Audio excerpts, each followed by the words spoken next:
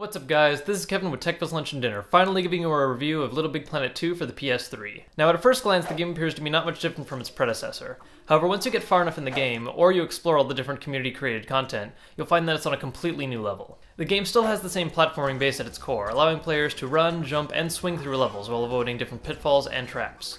However, the game also adds a number of new special tools that really change up gameplay, including rideable mounts like bunnies or bees, or even the ability to wear a hat that shoots cakes as a weapon. And these are just major examples taken from the main game, which are only a fraction of what can be done with the user-created content. For the most part, the game's appearance is the same as the first one, albeit with a little more detail on the characters and a lot more stuff can happen on screen. The worlds themselves, and even Sackboys, are much more customizable, thanks to a large number of items being added in this game, and the ability to import all the data you had from the first one. This gives players an absolutely massive number of options, allowing for no two worlds to really be the same at all. Now, the pre-designed main game has been done quite well, and it does a great job of introducing players to the standard platforming elements from the game before, as well as sliding them into some of the new things that can be done, such as a side-scrolling shooter or even a top-down action-style game. All of the pre-designed worlds have their own unique little twists, and each of them has been really well crafted in terms of both gameplay, visuals, and music. There's also a much more involving main storyline to the game, which, while a little awkward at times, it definitely does a good job of pulling the player in. Not to mention the main story also hosts a very interesting cast of main creators which you can see throughout the game. Now, if I have one major complaint or grievance about the game, it has to do with online multiplayer with random groups, which will almost never work. Disconnections will occur aplenty, and most of the time you'll time out before you even have a chance, which will happen really often considering that most worlds will have as few as only 20 players in each level. That being said, the game has great potential for multiplayer.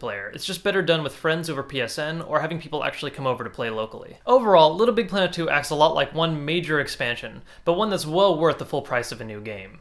Now, I have to admit, I've never been the biggest fan of the first game, but that's not because it's bad, it's just that it's not really my cup of tea. This time around, I'm still not really sucked into the creation side of things, but I find myself exploring other players' worlds a lot more, and I'm quite surprised with some of the things they've been able to do. The game is well worth purchasing for anyone who is a fan of the first game, and even if you were only remotely interested before, or weren't entirely turned on by the idea, it's much more fun this time around, and even worth it even if you're not into creating stuff, because now you can just explore all the different things the community's done. That's our review for Little Big Planet 2. I'm Kevin for TLD Today, thanks for watching.